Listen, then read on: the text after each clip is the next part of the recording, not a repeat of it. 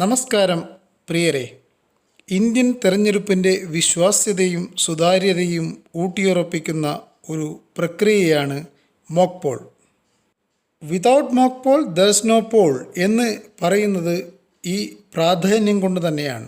Presiding ഓഫീസറുടെ നിയന്ത്രണത്തിൽ polling ഏജൻറ്റുമാരും polling ഒഫീഷ്യലും കൂടി നടത്തുന്ന ഒരു പ്രക്രിയയാണ് മോക്ക് പോൾ.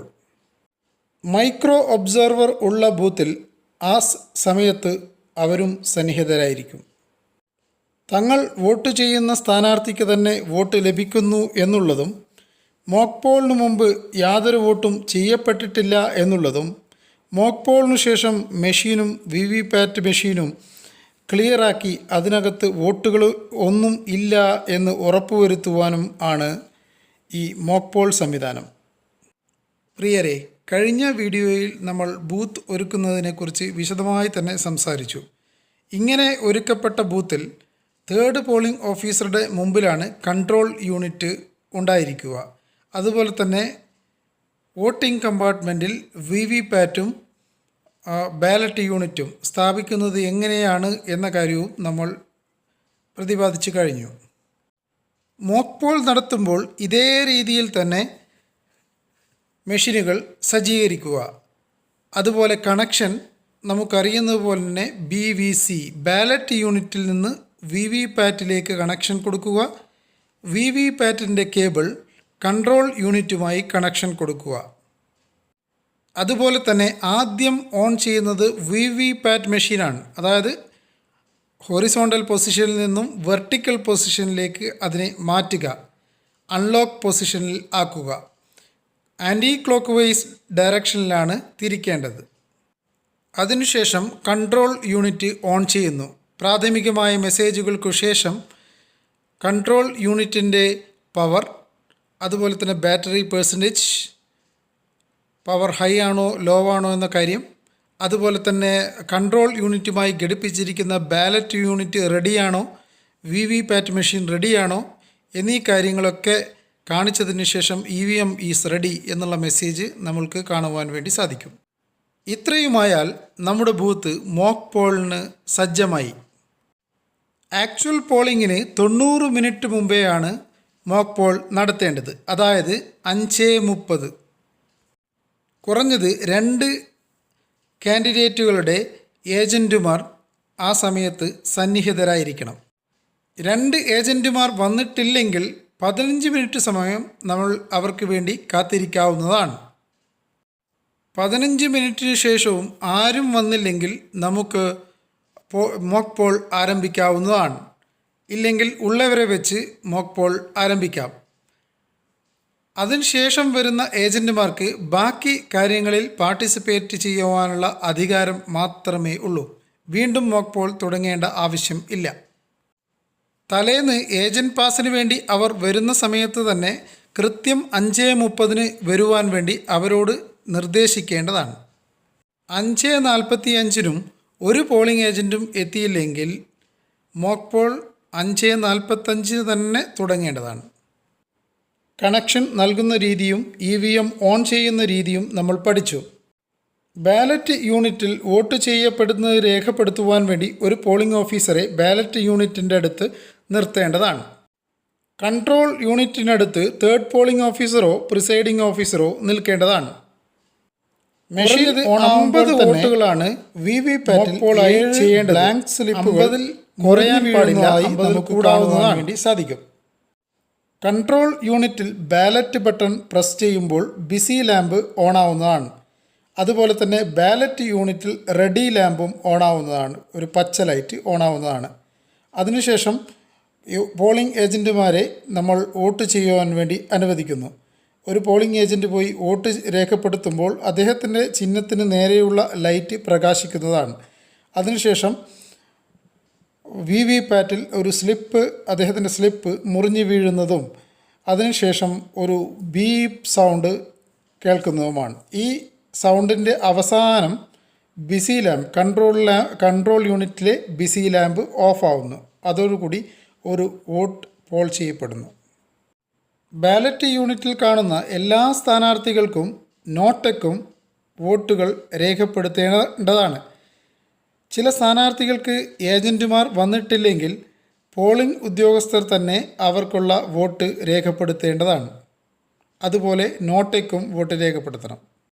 വോട്ടിംഗ് കമ്പാർട്ട്മെൻറ്റിനടുത്ത് നിൽക്കുന്ന പോളിംഗ് ഉദ്യോഗസ്ഥൻ, പോളിംഗ് ഓഫീസർ, പോളിംഗ് ഏജൻറ്റ് ആർക്കാണ് വോട്ട് ചെയ്യുന്നത്, എത്ര വോട്ടുകൾ ചെയ്തു എന്നുള്ള കാര്യം കൃത്യമായി ഒരു നോട്ട്ബുക്കിൽ രേഖപ്പെടുത്തേണ്ടതാണ്. വോട്ടുകളെല്ലാം ചെയ്തു തീർന്നു കഴിഞ്ഞാൽ ക്ലോസ് ബട്ടൺ പ്രസ് ചെയ്യേണ്ടതാണ്. ക്ലോസ് ബട്ടൺ പ്രസ് ചെയ്ത് കഴിഞ്ഞാൽ പിന്നീട് വോട്ടുകളൊന്നും ചെയ്യാൻ പറ്റില്ല എന്ന കാര്യം ഏജൻറ്റുമാരെ ബോധ്യപ്പെടുത്തേണ്ടതാണ്. ക്ലോസിന് ശേഷം ബാലറ്റ് ബട്ടൺ പ്രസ് ചെയ്ത് കഴിഞ്ഞാൽ അവർക്കത് ബോധ്യപ്പെടും. ക്ലോസ് ബട്ടൺ പ്രസ് ചെയ്യുമ്പോൾ ടോട്ടൽ വോട്ട്സ് പോൾഡ് നമുക്ക് കാണുവാൻ വേണ്ടി സാധിക്കും. അതിനുശേഷം റിസൾട്ട് ബട്ടൺ പ്രസ് ചെയ്യുക. റിസൾട്ട് ബട്ടൺ പ്രസ് ചെയ്യുന്നതോടുകൂടി ആകെ വോട്ട് പോൾ ചെയ്ത് അതുപോലെ തന്നെ ഓരോ സ്ഥാനാർത്ഥിക്കും കിട്ടിയ വോട്ടുകൾ, നോട്ടയ്ക്ക് കിട്ടിയ വോട്ടുകൾ എന്നിവ സ്ക്രീനിൽ പ്രദർശിപ്പിക്കപ്പെടും. ആ സമയം ഒരു പോളിംഗ് ഓഫീസർ അത് കൃത്യമായി കൺട്രോൾ യൂണിറ്റിൽ നിന്നും പകർത്തി എഴുതേണ്ടതാണ്. അതിനുശേഷം VVPATൻ്റെ ഡ്രോപ്പ് ബോക്സ് തുറന്നുകൊണ്ട് അതിനകത്തിരിക്കുന്ന സ്ലിപ്പുകൾ എടുത്ത് എണ്ണേണ്ടതാണ്. ഈ കണക്കുകളും കൺട്രോൾ യൂണിറ്റിലെ വോട്ടിൻ്റെ കണക്കുകളും അതുപോലെ തന്നെ വോട്ടിംഗ് കമ്പാർട്ട്മെൻറ്റിൻ്റെ അടുത്ത് നമ്മൾ നിർത്തിയിരിക്കുന്ന പോളിംഗ് ഉദ്യോഗസ്ഥൻ്റെ കണക്കും 3 കണക്കുകളും തുല്യമാകേണ്ടതാണ്. അതിനുശേഷം കൺട്രോൾ യൂണിറ്റിലെ ക്ലിയർ ബട്ടൺ പ്രസ് ചെയ്തുകൊണ്ട് എല്ലാ മോക്ക് പോൾ ഡാറ്റകളും ഡിലീറ്റ് ചെയ്യേണ്ടതാണ്. ഡിലീറ്റ് ആയതിനു ശേഷം ഓരോ സ്ഥാനാർത്ഥിക്കുമുള്ള വോട്ട് 000 ആണ് എന്ന് കൺട്രോൾ യൂണിറ്റിൽ പ്രദർശിപ്പിക്കപ്പെടും. VVPATൻ്റെ ഡ്രോപ്പ് ബോക്സിൽ നിന്ന് എടുത്ത സ്ലിപ്പുകളിൽ മോക്ക് പോൾ സ്ലിപ്പ് എന്ന് സീൽ ചെയ്ത് അത് ബ്ലാക്ക് കവറിനകത്ത് ആക്കി പിങ്ക് പേപ്പർ സീൽ കൊണ്ട് സീൽ ചെയ്യേണ്ടതാണ്. പ്രസ്തുത സീലിൽ പ്രിസൈഡിംഗ് ഓഫീസറും പോളിംഗ് ഏജൻറ്റുമാരും ഒപ്പുവെക്കേണ്ടതാണ്. യൂസ് ചെയ്യുന്നതും അല്ലാത്തതുമായ എല്ലാ സീരിയൽ നമ്പറുകളും നോട്ട് ചെയ്യണം. സ്ക്രീനിൽ കാണുന്ന പോലെ CRC പ്രൊസീജിയർ ഒരു കാരണവശാലും മറന്നു പോകരുത്. അതുപോലെ തന്നെ പേപ്പർ സ്ലിപ്പുകൾ VVPATൻ്റെ ഡ്രോപ്പ് ബോക്സിൽ നിന്ന് എടുത്തു മാറ്റുവാനും സീൽ ചെയ്യുവാനും മറന്നു പോകരുത്. ബൂത്തിൻ്റെ പേരടക്കമുള്ള വിവരങ്ങൾ കവറിന് പുറത്ത് രേഖപ്പെടുത്തേണ്ടതാണ്. ചിത്രത്തിൽ കാണുന്നത് ഒരു സീൽഡ് ആയിട്ടുള്ള ബ്ലാക്ക് എൻവലപ്പാണ്. മോക്ക് പോൾ സമയത്ത് തന്നെ മോക്ക് പോൾ സർട്ടിഫിക്കറ്റ് എന്നറിയപ്പെടുന്ന പ്രിസൈഡിംഗ് ഓഫീസേഴ്സ് റിപ്പോർട്ടിൻ്റെ ആദ്യ ഭാഗം പൂരിപ്പിക്കേണ്ടതാണ്. പ്രിസൈഡിംഗ് ഓഫീസറുടെ റിപ്പോർട്ടിന് 5 പാർട്ടുകൾ ഉണ്ട്. അതിൽ ഒന്നാമത്തെ പാർട്ടാണ് മോക്ക് പോൾ സംബന്ധമായ വിവരങ്ങൾ.